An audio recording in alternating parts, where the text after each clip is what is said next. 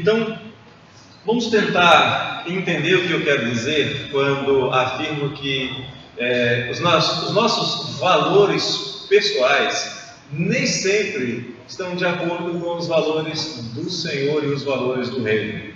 Certa vez eu ouvi, ou li, ou assisti um filme, ou foi desenho, já não lembro mais, em que a história era mais ou menos a seguinte: um aventureiro, ele ouviu falar de um grande tesouro dourado escondido nas montanhas andinas. Então ele pegou os seus recursos todos, vendeu os seus recursos, abandonou os seus amigos, na busca por esse tesouro ele trapaceou, enganou, mentiu, matou, fez tudo o que estava ao seu alcance para encontrar este grande tesouro dourado nas montanhas andinas. Era uma lenda que era contada há alguns séculos. Ele atravessou florestas cheias de feras, enfrentou mosquitos transmissores de doenças, subiu montanhas, navegou por rios perigosos infestados de piranhas, jacarés, cobras, enfrentou índios hostis, até que finalmente ele encontra a entrada da famosa caverna da qual ele tinha ouvido falar. Ele entra nesta caverna, arriscando a sua vida, e lá no fundo dela descobre uma porta pesada, antiga, que protegia a entrada do local onde estava o tesouro dourado. Ele derruba aquela porta, ansioso, porque finalmente tinha chegado onde está o seu tesouro dourado, onde está o tal famoso tesouro dourado. Lembremos que aquele depósito era o depósito de uma civilização andina. Só que, para sua decepção, dentro daquele depósito estava a cota que um dos poderosos potentados andinos antigos recebia da população todos os anos. E ali tinha uma grande quantidade de choclo. Alguém sabe o que é choclo? O grande tesouro dourado daquele chefe andino era milho, base da culinária peruana até hoje. Só que depois de alguns séculos, você sabe o que acontece com o milho depois de alguns séculos? Estocado em uma caverna úmida. O que era o tesouro de um chefe tribal, para aquele pesquisador, não significava absolutamente nada. E mesmo que ainda houvesse milho naquele lugar, o tesouro dos antigos, para ele, não teria valor algum. Ele perdeu seu tempo, perdeu seus amigos, perdeu seus recursos e ainda teria que voltar para casa de mãos abanando, sem nada nas mãos. Pense um pouco nesta situação. Talvez o que você tenha de mais valioso, talvez o que você considere mais valioso, talvez aquilo pelo qual você tenha se esforçado tanto este ano, não seja realmente tão valioso assim. Jesus ensina isso para nós, e às vezes os ensinos de Jesus, que são tão conhecidos, tão repetidos, a gente ouve e não pensa nas implicações do que Jesus está dizendo. Por exemplo, ele conta uma parábola chamada de a parábola da pérola de grande valor, lá em Mateus 13. Ele conta a história de um homem que acumulou tesouros para si, mas não sabia que não desfrutaria da sua fortuna, que foi ajuntada tão arduamente ao longo de toda uma vida. Está lá em Lucas 12, versos 16 a 21.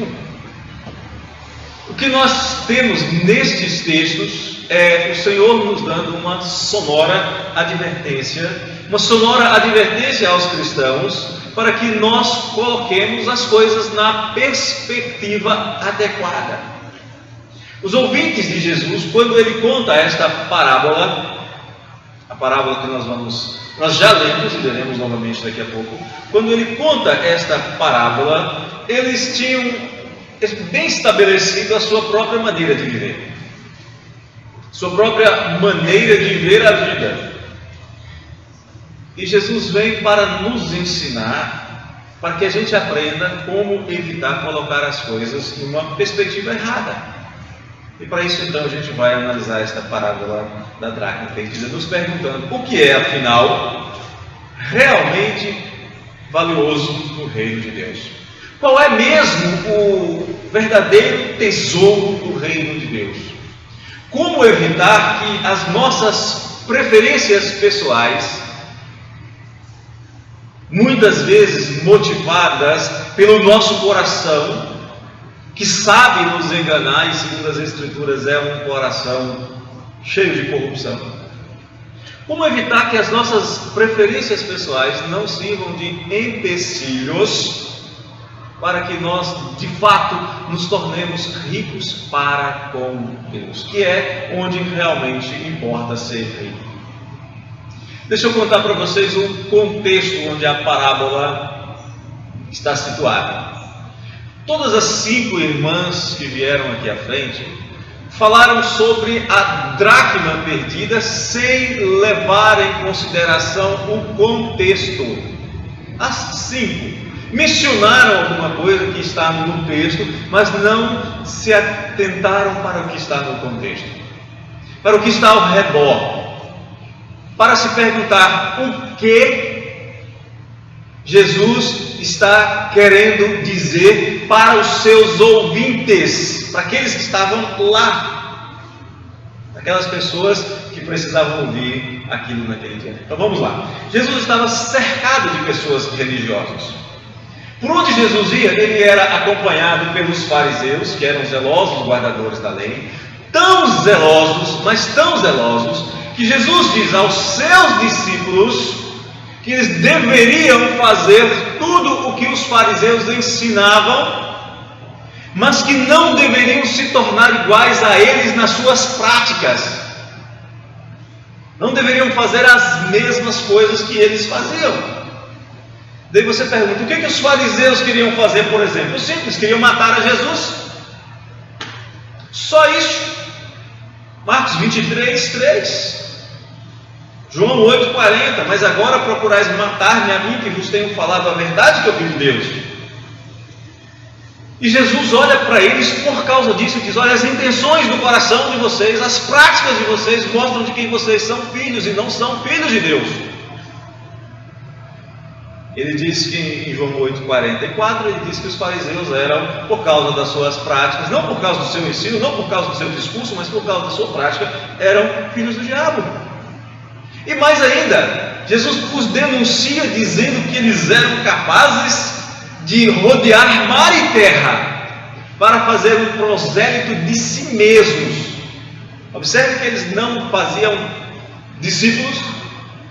Observe que Jesus não diz que eles buscavam produzir ou alcançar crentes, pessoas para o Senhor Deus, mas diz que eles se esforçavam para fazer seguidores de si mesmo, tornando os seus seguidores 2 vezes mais filhos do inferno. Mas Jesus era cercado também pelos saduceus, zelosos também, profundamente religiosos, cuidadores da religião no templo. Para eles não havia nada mais importante do que a vida religiosa. Para eles não havia nada mais importante do que o templo. Porém, Jesus disse que eles eram da mesma espécie de gente que os fariseus. Jesus disse que eles eram como uma raça de víboras, e muitas vezes víbora é colocado na Escritura como relacionada a Satanás. Fariseus, saduceus não gostavam de Jesus. Jesus curava e eles diziam, está errado, não devia curar no sábado. Deixa o menino doente lá, mas curar não, hoje não, no sábado não. E não gostavam de Jesus também porque ele se relacionava com os proscritos religiosos, conhecidos como publicanos, pecadores, meretrizes. E o grande problema é que eles, fariseus, saduceus, escribas, eles consideravam os publicanos, consideravam os pecadores, consideravam aqueles que não eram do ambiente religioso deles, consideravam como indignos de receberem a atenção de um rabino, especialmente um como o Senhor Jesus, que João vai dizer que ele andou por toda parte fazendo o bem e curando os oprimidos do diabo, a ponto de um dia que Jesus se deixar tocar por uma mulher que tinha uma vida, que a sua vida era conhecida por não ser a vida mais regrada, mais honesta no seu proceder. Ele diz assim: isso é um fariseu. Se esse Jesus fosse de fato profeta, bem saberia quem é a mulher que ele tocou, porque é pecadora. Aí Jesus vai dizer que ela estava ali fazendo aquilo, não só numa confissão de pecado, mas numa demonstração do grande amor que tinha recebido, porque amava a Jesus. Então este povo, escribas, saduceus, fariseus, que estava ao redor de Jesus e para quem Jesus conta a parábola da dracma perdida. Este mesmo povo, esses mesmos homens que Jesus vai chamar, vai falar deles em Mateus 15, 8. Este povo honra-me com os lábios, mas o seu coração está longe de mim. É para eles que Jesus conta a parábola da dracma perdida. Primeira coisa que eu quero que você saiba é que Jesus quer que você saiba quais são os verdadeiros valores do reino de Deus. Em Lucas 15, 8 a 10, nós temos esta parábola. Ou qual é a mulher que, tendo 10 dracmas, se perder uma, não acende a candeia, varre a casa e a procura diligentemente até encontrá-la. E tendo-a achado, reúne as amigas e vizinhas, dizendo: alegrai-vos comigo, porque achei a dracma que eu tinha perdido. Eu vos afirmo que de igual modo há júbilo diante dos anjos de Deus por um pecador que se arrepende. Neste texto, especialmente no verso 8, tem 3 verbos extremamente importantes para a gente entender o texto. São os verbos perder, o verbo procurar e o verbo encontrar. Mais tarde, um outro verbo vai ser adicionado à passagem de extrema importância, que é o verbo alegrar. Então nós temos na passagem toda 4 verbos extremamente importantes, mais 3 somente no verso 8. Para a maioria das pessoas, dos ouvintes de Jesus, dracma, os ouvintes que estavam ali junto com Jesus, a dracma era uma, apesar de eles serem avarentes, Jesus disse que eles eram avarentes em Lucas 16, 14, mas a dracma era uma moeda de pouco valor, não era? Eu li alguns comentários, eu pesquisei, olhei na internet. Se você digitar na internet, você vai ouvir quase sempre uma interpretação alegórica e equivocada da parábola da dracma perdida. E muitos falam que era a poupança, que era parte do dote, e isso era importante que a mulher guardasse, porque numa eventual dificuldade ela teria uma poupança. Nada, a dracma era uma moedazinha irrelevante, 3 gramas de prata, valia mais ou menos o salário diário do mais baixo dos empregos de Israel. 20 reais talvez, 30, se você valorizar muito a tal da dracma. Era menos do que uma diária de uma faxineira, por exemplo, menos. Então para eles não compensava procurar aquela dracma. Talvez se o marido chegasse em casa e a mulher estivesse desesperada procurando, pensando em procurar a dracma, ele dissesse: mulher, deixa para lá, toma aqui um denário, vale mais, toma aqui uma de dracma, toma aqui uma moeda de maior valor, esquece esse negócio, não se apoquente não se perturbe com esse negócio de bagunçar a casa, você vai deixar de fazer o almoço, vai levantar poeira, vai fazer, e depois ainda vou ter que ajudar você a arrastar os móveis de volta para o lugar. Para com isso, não me dê trabalho não, é uma tarefa estressante, cansativa, é um transtorno terrível, vai atrasar o almoço, de noite você vai estar cansada. Era uma moedazinha, tinha significado.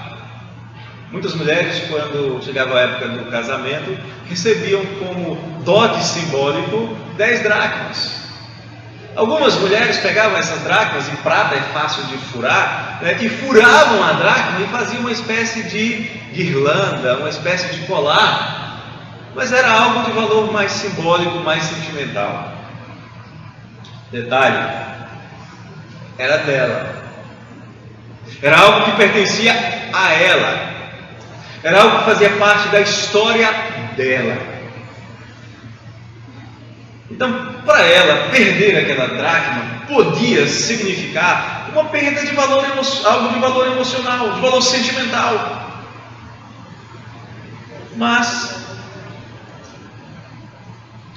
ela, ao perceber que a dracma havia perdido, e muito provavelmente eram moedas que ficavam em algum lugar, algum cantinho, nunca usadas, nunca manuseadas, de repente ela percebe que está faltando uma dracma.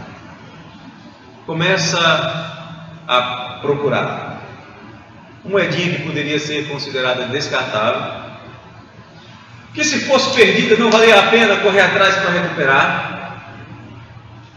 Da mesma maneira que os fariseus, da mesma maneira que os saduceus consideravam indignos de serem recuperados os publicanos, indignos de serem recuperados os pecadores, que não eram publicanos, mas também não eram muito religiosos, indignos de serem recuperadas as mulheres que eles chamavam de meretrizes. Eles não queriam recuperar os publicanos, eram traidores da pátria. Eles não queriam recuperar os pecadores, ia ter trabalho de ensinar, de corrigir.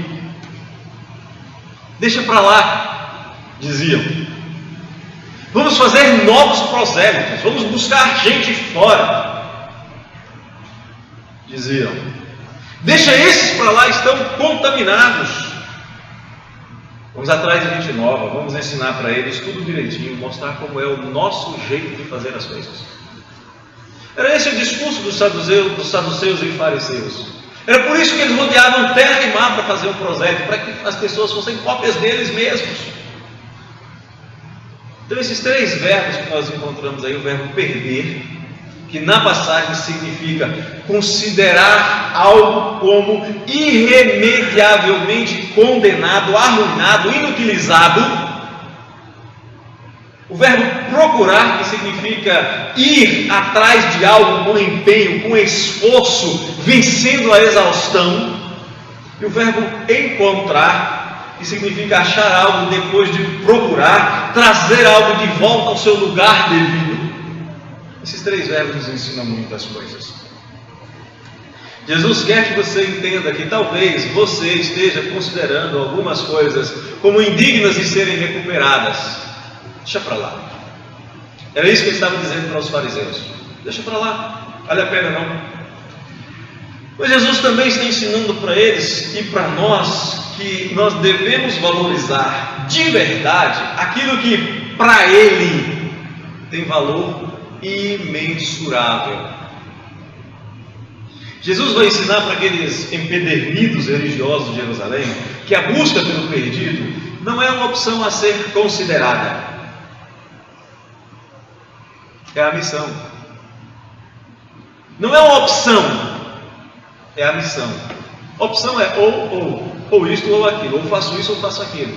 Aqui não se trata de opção, se trata de missão, de determinação, de mandato, de mandamento, de ordem, de imposição de uma vontade soberana sobre a vontade de alguém que é vassalo, que é servo, que somos nós. Jesus diz que é Ele quem busca o perdido, assim como na parábola do filho pródigo, assim como na parábola das ovelhas, da ovelha perdida. E o que o Senhor Jesus está dizendo o tempo inteiro é: eu quero todos os que são meus juntos. Você não pode desprezar isso. Eu quero todas as minhas ovelhas no meu aprisco. Eu quero todos os meus filhos em casa. Eu quero todas as moedas no colar, no lugar devido. Independente da proporção. Se você olhar as 3 parábolas, primeiro ele começa a dizer assim: olha, o prejuízo foi de 1%. Só fulano, só fulana. É complicado mesmo, deixa para lá. É só 1%, a gente ainda é 100, ainda é 99. Mas logo depois ele conta a segunda, que é a parábola da dracma. E o prejuízo agora é maior, é 10%. Puxa vida, já começa a ficar preocupante. Mas no contexto da parábola é 10% de pouco. Você tem uma conta para pagar de R$10 e tem uma multa de 10%. Você sai correndo desesperado, chama um mototáxi para ir pagar e voltar? Sendo que você pode pagar na segunda-feira com multa só de 10%? Mas se for uma conta de R$2.000, você faz isso? Você corre atrás? Os nossos valores são relativos. É 10% do mesmo jeito. Mas aí depois ele conta mais uma parábola. Agora no filho pródigo é 50%. É metade dos filhos. Filho resmungão, reclamão, fica em casa, e para nós, para os nossos olhos, ele parecia ser mais digno agora do que o outro gastador. Mas o Senhor Jesus vai dizer o seguinte: não amemos de palavra nem de língua, mas de fato e de verdade. Alegremos-nos com o filho que estava morto e reviveu. Vamos entender essa parábola e aplicá-la à igreja, à nossa vida. A SAF é um erro crasso, terrível. E às vezes igrejas deixam de agir como verdadeira igreja de Cristo quando considera um dos seus como indignos de estar em seu convívio. Os fariseus faziam isso, os saduceus faziam isso, os religiosos daqueles dias faziam isso. Jesus deu vim para buscar e salvar o perdido. A alegria de Jesus estava justamente naqueles que ele buscava e salvava. E quase sempre as angústias de Jesus se davam por aqueles para quem ele veio, que eram seus, mas não o receberam. Pelo contrário, tramavam contra ele, queriam matá-lo. O verdadeiro sentido da parábola da dracma perdida é: se você despreza um único dos pequeninos do Senhor, você é apenas pedra de tropeço. Melhor seria colocar uma pedra de moinho no pescoço. E outro dia eu estava assistindo um programa na televisão de um cozinheiro que foi para esta região, uma região lá do Oriente Médio, ficar alguns dias com algumas famílias e cozinhar para eles, fazendo as coisas do jeito deles, né? E entre outras coisas ele foi moer trigo e foi também tirar o próprio azeite de uma pedra de moinho. A gente viu o tamanho da pedra de moinho. Nenhum de nós aqui consegue carregá-la. Talvez 2 de nós não conseguissem carregá-la. Pedra que chega a pesar 150 quilos. Mas Jesus disse: se é para ser pedra de tropeço, amarra uma pedra dessa no pescoço e se joga no mar. A ideia aqui é que nós precisamos aprender e entender que as nossas simpatias, que as nossas preferências pessoais são sempre irrelevantes diante do propósito de Deus. E muitas vezes as nossas preferências e simpatias são como a dos fariseus. E é um erro terrível ser como eles. Por um motivo muito simples: eles só amavam aqueles que eram como eles. Eles só amavam os que pensavam como eles. E se alguém pensasse diferente, imediatamente agiam como aquela rainha louca do Mágico de Oz. Sabe qual era a frase preferida da rainha louca do Mágico de Oz? Quem sabe? Qual? Não sabe? Cortem a cabeça! Ela não tinha outra frase quando era contrariada: cortem a cabeça. Os fariseus e saduceus amavam os que eram como eles. É muito fácil para a gente amar quem se senta conosco, quem concorda conosco, quem está andando junto com a gente. É fácil. Muito fácil. Mas a pergunta que nós precisamos responder aqui é: como é que nós esperamos conviver na glória com aqueles que nós queremos abandonar pelo meio do caminho? Que nós dizemos não é digno de andar conosco hoje. Nós dizemos não queremos o nosso meio. Mas só aplica isso para Sartre, por gentileza. Aplica. Aplica sem nenhuma dificuldade. No nosso meio, muito provavelmente, existem pessoas que a sua presença não é desejada. O dia que não aparece é visto como alívio. Os fariseus ficavam terrivelmente contrariados quando iam ao templo e viam os publicanos e viam os pecadores indo oferecer os seus sacrifícios. Era um incômodo, era um estorvo. Eles tinham medo de tocar em algo que essas pessoas houvessem tocado. Há relatos de que se o sacerdote X recebesse o sacrifício de um publicano, os fariseus iam pedir para outro sacerdote receber o seu sacrifício. O ensino da parábola da dracma perdida, que muitas vezes nós queremos aplicar como evangelização, e temos muitos outros textos que falam de evangelização. Se você não tivesse nenhum Marcos 16 serviria para você. Se tivesse nenhum, está lá o Senhor dizendo: vai para todo mundo, prega o evangelho a toda criatura, e quem crê e for batizado será salvo. Vai lá e prega. Tem textos, tem ordem, tem mandamentos, vários. Mas esta parábola diz: não despreze o irmão que está com você. Não se alegre ou não se acomode quando ele não estiver mais com você.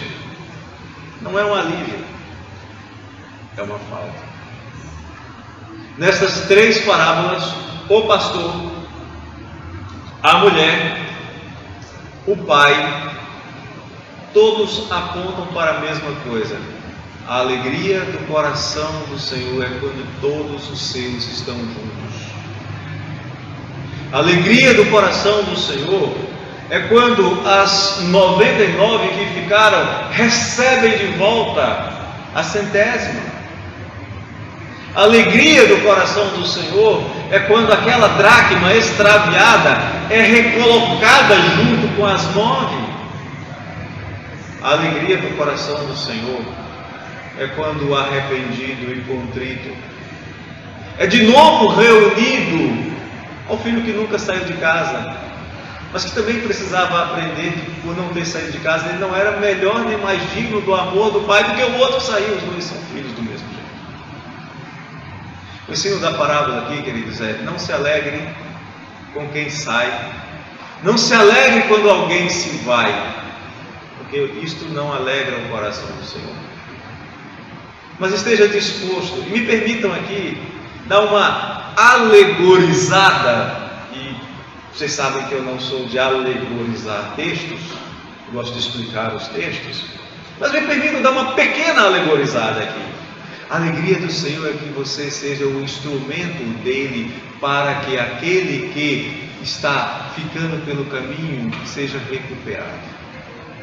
Seja a vassoura. Algum problema de você ser a vassoura, do Senhor usar você para limpar o ambiente até que o perdido seja restaurado? Eu li algumas interpretações, eu li algumas mensagens nesses dias sobre a parábola da dracma perdida. E algumas coisas. Por exemplo, a parábola indica que a gente está perdendo algumas coisas na igreja, na família, está perdendo o amor, está perdendo a comunhão, está perdendo o carinho, está perdendo contato, está perdendo as coisas. E essas dracmas precisam ser recuperadas. Eu vi uma muito bonitinha com 10 dracmas, 10 moedas, e em cada uma delas o nome e o espaço em uma para a pessoa escrever qual era a sua dracma, a dracma que havia perdido na família, a dracma que havia perdido na igreja, a dracma que havia perdido no relacionamento com os filhos. Muito bonitinho. Mas o ensino é: não se alegre e nem se acomode quando um companheiro de caminhada fica para trás. Não se alegre por ele ficar sozinho. Não se alegre por ele ficar abandonado. E pior, segundo a parábola que o Senhor Jesus conta aqui, e o ambiente que ele estava contando, os fariseus e saduceus não apenas se alegravam, mas se esforçavam para que isso acontecesse. Não deixe isso acontecer. Porque se acontecer, a sociedade auxiliadora feminina será qualquer coisa menos sociedade auxiliadora feminina. E perderá então a razão de ser. Perderá a razão de existir. Esse é o sentido, e é esse o tesouro precioso que não pode ser perdido e precisa ser recuperado. A correta disposição do seu coração, não deixando que ele se alegre com o que fica para trás. Não entrando no comodismo dizendo: era só 1 em 100, era só 1 em 10, mas é de pouco valor. Era só um rebelde que se foi gastador. Para o Senhor Jesus, nunca é só um. Pense nisso. Para o Senhor Jesus, nunca é só um. É um que Ele ama. É um que Ele veio buscar e salvar. É um porque Ele deu a sua vida na cruz do Calvário. É um que Ele tem chamado você para abençoar, para suportar, para edificar, para chorar quando estiver chorando, e por que não, fazer festa quando estiver alegre. Que o Senhor nos abençoe, que o Senhor abençoe as irmãs, de maneira que entendam que o grande valor do reino não é ouro nem prata, mas é o irmão que está sentado do seu lado. Ou talvez é aquele irmão que deixou o lugar vazio do seu lado, que precisa ser recuperado. Vamos orar?